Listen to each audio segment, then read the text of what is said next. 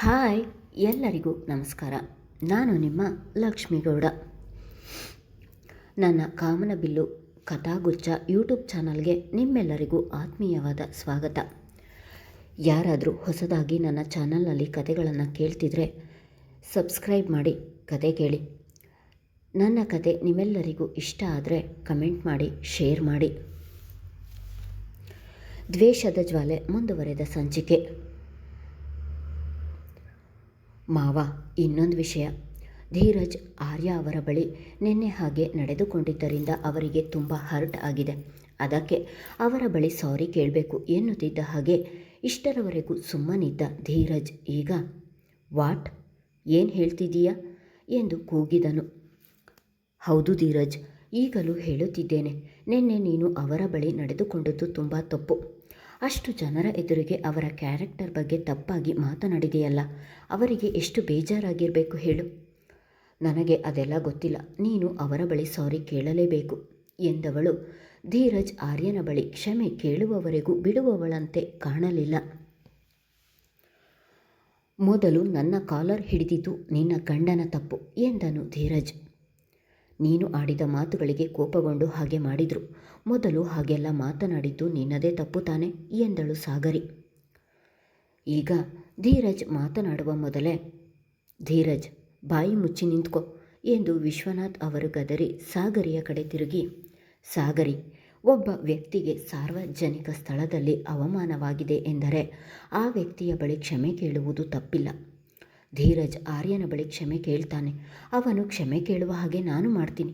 ಅದಕ್ಕೂ ಮೊದಲು ನಿಮ್ಮಿಬ್ಬರ ಮನಸ್ತಾಪ ಸರಿ ಹೋಗಲಿ ಬಿಡು ಎಂದರು. ಸರಿ ಮಾವ, ನಾನಿನ್ನು ಬರ್ತೀನಿ ಎಂದವಳು ಅಲ್ಲಿಂದ ನಡೆದಳು.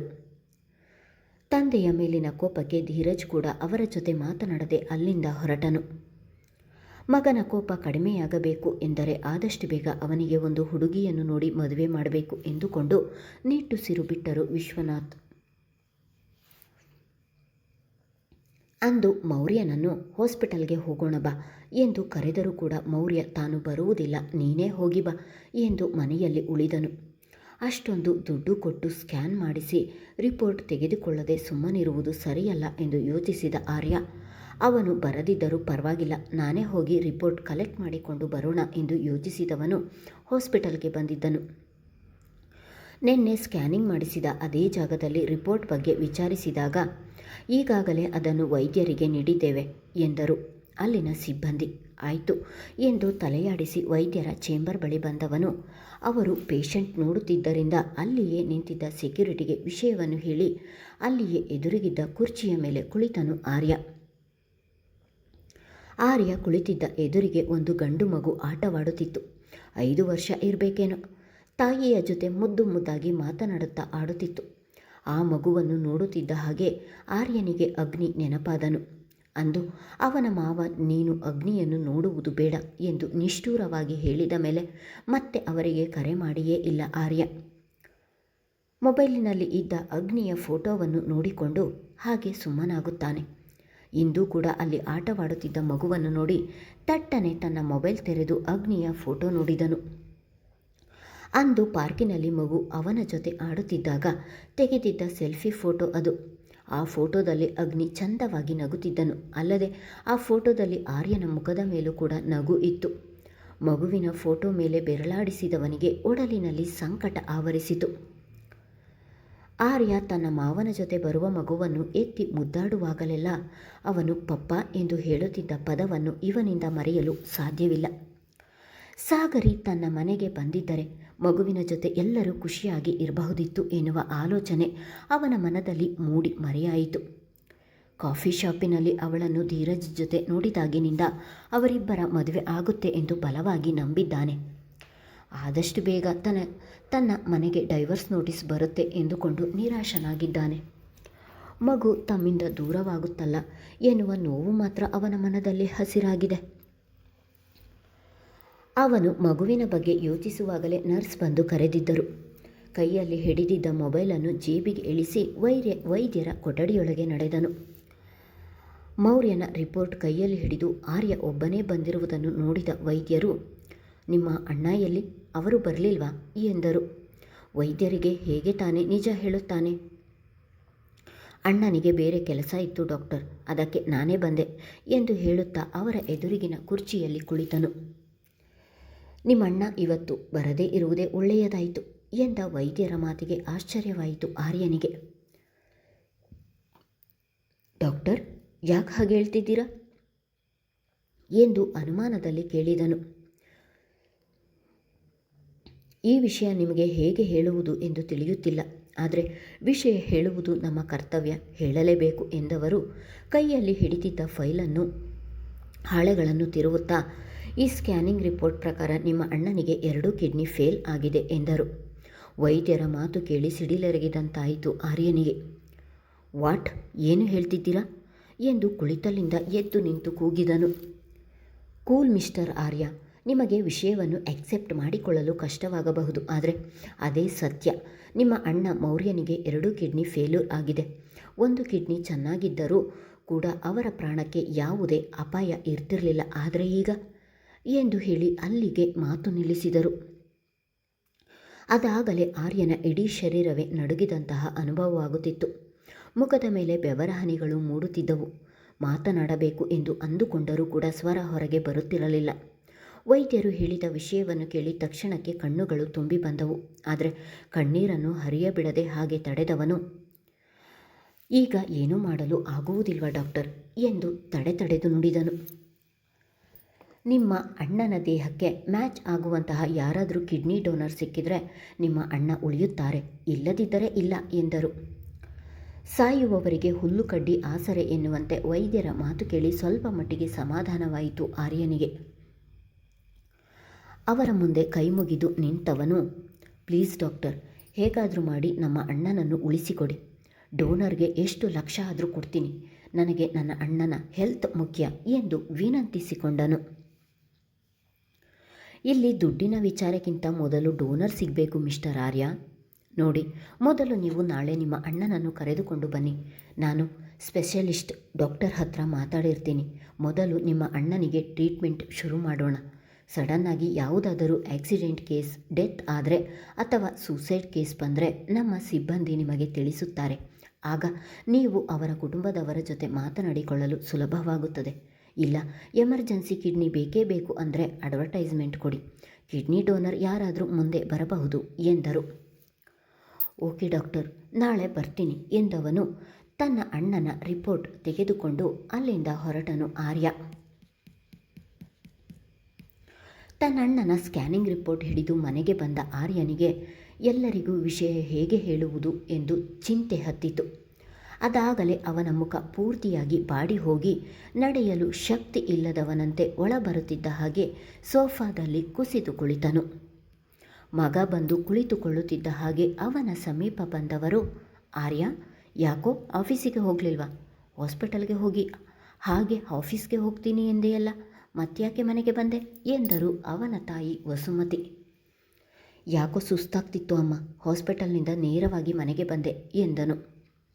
ಹೌದಾ, ಏನಾಯಿತು? ಹೊತ್ತಿಗೆ ಸರಿಯಾಗಿ ತಿನ್ನು ಎಂದರೂ ನೀನು ತಿನ್ನುವುದಿಲ್ಲ.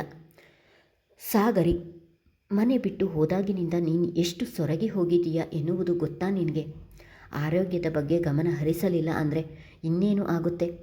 ಎಷ್ಟು ಆಯಾಸವಾಗಿದ್ದೀಯಾ ಎಂದು ನಿನ್ನ ಮುಖದಲ್ಲೇ ತಿಳಿಯುತ್ತಿದೆ. ಇರು, ಮೋಸಂಬಿ ಜ್ಯೂಸ್ ಮಾಡಿ ತರುತ್ತೇನೆ ಎಂದವರು ಅಲ್ಲಿಂದ ನಡೆದರು. ಆಯಾಸವಾಗಿರುವುದು ದೇಹಕ್ಕೆ ಅಲ್ಲ ಅಮ್ಮ, ಮನಸ್ಸಿಗೆ. ವಿಷಯವನ್ನು ತಿಳಿದರೆ ನೀನೆಷ್ಟು ನೊಂದುಕೊಳ್ಳುತ್ತೀಯಾ ಎನ್ನುವುದು ಭಯ ಕಾಡುತ್ತಿದೆ ನನಗೆ. ಹೆತ್ತ ಮಕ್ಕಳು ಕಣ್ಣ ಮುಂದೆ ಈ ರೀತಿ ಆದರೆ ಯಾವ ತಾಯಿ ತಾನೇ ಸಹಿಸುತ್ತಾರೆ ಹೇಳು? ಈ ವಿಷಯವನ್ನು ಎಲ್ಲರಿಗೂ ಹೇಳಲು ತುಂಬ ಭಯವಾಗುತ್ತಿದೆ ಅಮ್ಮ. ನಿನಗೆ ಹೇಳುವ ಮೊದಲು ಈ ವಿಷಯವನ್ನು ಅಣ್ಣನಿಗೆ ಹೇಳಬೇಕು ಎಂದುಕೊಂಡವನು ರಿಪೋರ್ಟ್ ಹಿಡಿದು ತನ್ನಣ್ಣನ ಕೋಣೆಗೆ ನಡೆದನು. ಬಾಗಿಲು ದೂಡಿಕೊಂಡು ಒಳಬಂದರೆ ಎಸಿಯ ಟೆಂಪರೇಚರ್ ಹೆಚ್ಚು ಮಾಡಿಕೊಂಡು ಹಾಸಿಗೆಯ ಮೇಲೆ ಆರಾಮಾಗಿ ಮಲಗಿದ್ದನು ಮೌರ್ಯ. ಅವನ ಮುಖವನ್ನು ನೋಡಿ ಕರುಳು ಹಿಂಡಿದಂತಾಯಿತು ಆರ್ಯನಿಗೆ. ತನ್ನ ಅಣ್ಣನಿಗೆ ಮನೆಯ ಜವಾಬ್ದಾರಿಯಿಲ್ಲ, ಕುಡಿದು ತೂರಾಡುತ್ತಾನೆ, ಅಪ್ಪ ಅಮ್ಮ ತಮ್ಮ ಎನ್ನುವ ಫೀಲಿಂಗ್ಸ್ ಇಲ್ಲ ಎಂದು ಎಷ್ಟೋ ಬಾರಿ ಅವನ ಮೇಲೆ ಕೋಪ ಮಾಡಿಕೊಂಡರೂ ಕೂಡ ಯಾವತ್ತೂ ಅವನ ಸಾವನ್ನು ಬಯಸಲಿಲ್ಲ ಆರ್ಯ. ಅವನ ಮೇಲೆ ಎಷ್ಟೇ ಕೋಪ ಇದ್ದರೂ ಅವನು ಕೇಳಿದಾಗಲೆಲ್ಲ ಕುಡಿಯಲು ದುಡ್ಡು ಕೊಟ್ಟಿದ್ದನು. ಹೇಗಾದರೂ ಕುಡಿಯಲಿ, ಒಟ್ಟಿಗೆ ಮನೆಗೆ ಬರುತ್ತಾನಲ್ಲ, ಪ್ರತಿದಿನ ಅವನನ್ನು ನೋಡುತ್ತೀನಲ್ಲ ಎನ್ನುವ ನೆಮ್ಮದಿ ಇತ್ತು.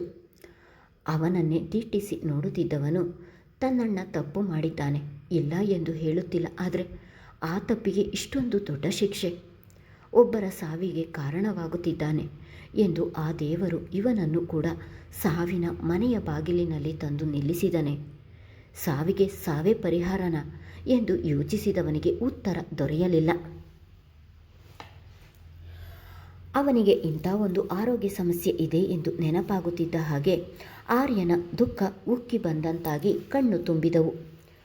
ಎರಡು ಕಣ್ಣನ್ನು ಒತ್ತಿಕೊಂಡು ಮುಂದೆ ಬಂದು ತನ್ನ ಅಣ್ಣನ ಸಮೀಪ ಕುಳಿತು ಅವನ ಮುಂದಲೆಯನ್ನು ನೀವುತ್ತಾ ಅಣ್ಣ ಎಂದನು. ಅಣ್ಣ ಎಂದು ಕರೆಯಲು ಕೂಡ ಅವನ ಧ್ವನಿಯಲ್ಲಿ ಸತ್ವ ಇರಲಿಲ್ಲ. ಕಣ್ಣು ತೆರೆದು ಆರ್ಯನನ್ನು ನೋಡಿದ ಮೌರ್ಯ ಎದ್ದು ಕುಳಿತು ಯಾವಾಗ ಬಂದೆ ಎಂದು ಕಣ್ಣನ್ನು ಉಜ್ಜಿಕೊಳ್ಳುತ್ತಲೇ ಕೇಳಿದನು. ಈಗಷ್ಟೇ ಬಂದೆ ಎಂದವನಿಗೆ ಮುಂದಿನ ಮಾತು ಹೊರಗೆ ಹೊರಡಲಿಲ್ಲ. ಪಕ್ಕದಲ್ಲಿಯೇ ಇದ್ದ ಮೊಬೈಲ್ ತೆರೆದು ಅದರಲ್ಲಿ ಸಮಯವನ್ನು ನೋಡಿದವನು, ಇದೇನು ಆರ್ಯ, ಮಧ್ಯಾಹ್ನ ಆಗಿದೆ, ಇಷ್ಟು ಬೇಗ ಆಫೀಸಿನಿಂದ ಬಂದೆಯಾ ಎಂದನು. ಇವತ್ತು ಆಫೀಸಿಗೆ ಹೋಗಲಿಲ್ಲ, ನಿನ್ನ ಜೊತೆ ಮಾತನಾಡಬೇಕಿತ್ತು, ಅದಕ್ಕೆ ಮನೆಗೆ ಬಂದೆ ಎಂದನು. ಹೌದಾ, ಏನು ಮಾತಾಡಬೇಕಿತ್ತು ಎಂದನು. ಆರ್ಯ ತನ್ನ ಕೈಯಲ್ಲಿ ಹಿಡಿದಿದ್ದ ರಿಪೋರ್ಟನ್ನು ಅವನೆಡೆಗೆ ಚಾಚಿದನು. ಅದನ್ನು ತನ್ನ ಕೈಗೆ ತೆಗೆದುಕೊಂಡ ಮೌರ್ಯ, ಹಾಸ್ಪಿಟಲ್ಗೆ ಹೋಗಿದ್ಯಾ? ಡಾಕ್ಟರ್ ಏನು ಹೇಳಿದರು? ನನಗೆ ಓದಲು ಗೊತ್ತಾಗುತ್ತಾ? ನನಗೆ ಕೊಡ್ತಿದೆಯಲ್ಲ, ನೀನೇ ಹೇಳು ಎಂದು ಹೇಳುತ್ತಾ ಸುಮ್ಮನೆ ಅದರಲ್ಲಿ ಇದ್ದ ಹಾಳೆ ತಿರುವಿದನು. ಈ ವಿಷಯವನ್ನು ನಿನ್ನ ಬಳಿ ಹೇಗೆ ಹೇಳುವುದು ಎಂದು ನನಗೆ ತೋಚುತ್ತಿಲ್ಲ ಅಣ್ಣ. ಈ ವಿಷಯ ತಿಳಿದಾಗಿನಿಂದ ನನ್ನ ಮನಸ್ಸಿಗಂತೂ ಬಹಳವೇ ನೋವಾಗುತ್ತಿದೆ. ನಿನ್ನ ಲೈಫಲ್ಲಿ ಯಾಕೆ ಹೀಗೆ ಆಗ್ತಿದೆ ಎಂದು ತಿಳಿಯುತ್ತಿಲ್ಲ. ನೀನು ಮಾಡಿದ ಒಂದು ತಪ್ಪಿಗೆ ಇಷ್ಟು ದೊಡ್ಡ ಶಿಕ್ಷೆಯ ಎಂದು ಯೋಚಿಸಿದರೆ ಅದಕ್ಕೂ ಉತ್ತರ ದೊರೆಯುತ್ತಿಲ್ಲ ಎಂದು ಬೇಸರದಲ್ಲಿ ಹೇಳಿದರೆ, ಏನಾಯಿತು ಆರ್ಯ, ಇವತ್ತು ಯಾಕೆ ಇಷ್ಟು ಬೇಜಾರಿನಲ್ಲಿ ಮಾತಾಡ್ತಿದ್ದೀಯಾ ಎಂದನು. ನಿನಗೆ ಈ ವಿಷಯವನ್ನು ಅರಗಿಸಿಕೊಳ್ಳಲು ಆಗುವುದಿಲ್ಲ ಎಂದು ಗೊತ್ತು, ಆದರೆ ವಿಷಯ ಹೇಳದೆ ಬೇರೆ ದಾರಿ ಇಲ್ಲ. ಈ ಸ್ಕ್ಯಾನಿಂಗ್ ರಿಪೋರ್ಟ್ ಪ್ರಕಾರ ನಿನ್ನ 2 ಕಿಡ್ನಿ ಫೇಲ್ ಆಗಿದೆ ಎಂದನು. ತಮ್ಮನ ಮಾತು ಕೇಳುತ್ತಿದ್ದ ಮೌರ್ಯನಿಗೆ ಸಿಡಿಲು ಬಡಿದಂತಾಯಿತು. ಮನಸ್ಸಿಗೆ ತುಂಬ ನೋವಾದರೂ ಕೂಡ ತಮ್ಮನ ಎದುರಿಗೆ ಅದನ್ನು ತೋರಿಸಿಕೊಳ್ಳದೆ ತುಟಿಯರಳಿಸಿದವನು, ಅಷ್ಟೇ ತಾನೇ, ಇರಲಿ ಬಿಡು ಎಂದನು. ತನ್ನಣ್ಣನ ಮಾತು ಕೇಳಿ, ಅಣ್ಣ, ಇದೇನು ಇಷ್ಟು ಸುಲಭವಾಗಿ ಇರಲಿ ಬಿಡು ಎಂದು ಹೇಳ್ತಿದ್ದೀಯಾ? 1 ಕಿಡ್ನಿ ಹೋಗಿ ಇನ್ನೊಂದು ಕಿಡ್ನಿ ಇದ್ದರೂ ಕೂಡ ನಿನ್ನ ಪ್ರಾಣಕ್ಕೆ ಅಪಾಯ ಇರ್ತಿರಲಿಲ್ಲ, ಆದರೆ ಈಗ ನಿನ್ನ ಪ್ರಾಣಕ್ಕೆ ಅಪಾಯ ಇದೆ ಅಣ್ಣ. ಈ ವಿಷಯ ಕೇಳಿ ನಿನಗೆ ನೋವಾಗುತ್ತಿಲ್ವಾ ಎಂದನು ಆರ್ಯ. ಇಲ್ಲ ಆರ್ಯ, ಖಂಡಿತ ನೋವಾಗ್ತಿಲ್ಲ. ನಾನು ಮಾಡಿದ ತಪ್ಪಿಗೆ ಇದು ಪ್ರಾಯಶ್ಚಿತ ತಾನೇ. ಸಾರಿಕಾ ಮನೆಯವರು ನನಗೆ ಶಿಕ್ಷೆ ಕೊಡಿಸದೆ ಹಾಗೆ ಬಿಟ್ಟರು, ಆದರೆ ಜನರ ನ್ಯಾಯಾಲಯದಲ್ಲಿ ಶಿಕ್ಷೆ ಸಿಗಲಿಲ್ಲ ಎಂದರೂ ದೇವರ ನ್ಯಾಯಾಲಯದಲ್ಲಿ ಶಿಕ್ಷೆ ಸಿಗುತ್ತಿದೆ. ಬದುಕಿಗೆ ಅರ್ಥವೇ ಇಲ್ಲದೆ ಬದುಕುವುದಕ್ಕಿಂತ ಸಾಯುವುದೇ ಮೇಲು. ಇದರಿಂದ ನನಗೇನು ಬೇಜಾರಿಲ್ಲ ಬಿಡು ಎಂದನು. ಹಾಗೆಲ್ಲ ಹೇಳಬೇಡ ಅಣ್ಣ, ಇನ್ನೊಂದು ಕಿಡ್ನಿ ವ್ಯವಸ್ಥೆ ಮಾಡೋಣ. ಈಗಾಗಲೇ ಡಾಕ್ಟರ್ ಜೊತೆ ಮಾತನಾಡಿ ಬಂದಿದ್ದೇನೆ. ನಾಳೆ ನನ್ನ ಜೊತೆ ಹಾಸ್ಪಿಟಲ್ಗೆ ಬಾ. ಅಲ್ಲಿ ನಿನಗೆ ಟ್ರೀಟ್ಮೆಂಟ್ ಸ್ಟಾರ್ಟ್ ಮಾಡಿದರೆ ಯಾರಾದರೂ ಕಿಡ್ನಿ ಡೋನರ್ ಸಿಕ್ಕಿದರೆ ಇಮಿಡಿಯೇಟ್ಲಿ ಆಪ್ರೇಷನ್ ಮಾಡಿಸ್ತೀನಿ. ಇಲ್ಲ ಅಂದರೆ ಅಡ್ವರ್ಟೈಸ್ಮೆಂಟ್ ಕೊಡ್ತೀನಿ, ಖಂಡಿತ ಕಿಡ್ನಿ ಸಿಗುತ್ತೆ ಎಂದನು. ಆರ್ಯ, ನನ್ನಿಂದ ನಿನ್ನ ಜೀವನವೇ ಹಾಳಾಗಿದೆ, ಆದರೂ ನನ್ನ ಮೇಲೆ ಯಾಕಿಷ್ಟು ಕಾಳಜಿ ತೋರಿಸ್ತಿದೀಯ? ನನ್ನ ಮೇಲೆ ಕೋಪವೇ ಇಲ್ವಾ ನಿನಗೆ ಎಂದನು. ಅಣ್ಣ, ಈಗ ಯಾಕೆ ಇದೆಲ್ಲ? ಆಗಿದ್ದೆಲ್ಲವನ್ನು ನೆನೆದು ಯಾವ ಪ್ರಯೋಜನವೂ ಇಲ್ಲ. ಮುಂದೆ ಆಗುವುದನ್ನು ನೋಡಬೇಕು. ಆಮೇಲೆ ಈ ವಿಷಯ ಅಮ್ಮನಿಗೆ ತಿಳಿಯಬಾರದು. ಅವರಿಗೆ ಗೊತ್ತಾದರೆ ಅವರನ್ನು ಸಮಾಧಾನ ಮಾಡುವುದು ತುಂಬ ಕಷ್ಟ ಎಂದನು. ಆರ್ಯ ಈ ವಿಷಯವನ್ನು ತನ್ನ ತಾಯಿಯಿಂದ ಮುಚ್ಚಿಡಬೇಕು ಎಂದು ಎಷ್ಟೇ ಪ್ರಯತ್ನ ಪಟ್ಟರೂ ಕೂಡ ಅದು ಆಗಲಿಲ್ಲ. ಅದಾಗಲೇ ಅವನಿಗೆಂದು ಅಡಿಗೆಯವರಿಗೆ ಹೇಳಿ ಜ್ಯೂಸ್ ಮಾಡಿಸಿಕೊಂಡು ಬಂದು ನಡುಮನೆಯಲ್ಲಿ ನೋಡಿದರೆ ಮಗ ಇರಲಿಲ್ಲ. ಮೇಲೆ ಮೌರ್ಯನ ರೂಮಿನಲ್ಲಿ ಮಾತನಾಡುವ ಸದ್ದು ಬಂದಿದ್ದರಿಂದ ಅತ್ತ ನಡೆದರು. ರೂಮಿನ ಬಾಗಿಲವರೆಗೆ ಬಂದವರಿಗೆ ಅಣ್ಣ ತಮ್ಮ ಇಬ್ಬರು ಆಡುವ ಮಾತುಗಳೆಲ್ಲ ವಸುಮತಿಯವರ ಕಿವಿಯ ಮೇಲೆ ಬಿದ್ದವು. ಮುಂದುವರಿಯುವುದು. ಕಥೆಯ ಬಗ್ಗೆ ನಿಮ್ಮ ಅಭಿಪ್ರಾಯ ತಿಳಿಸಿ. ಧನ್ಯವಾದಗಳು.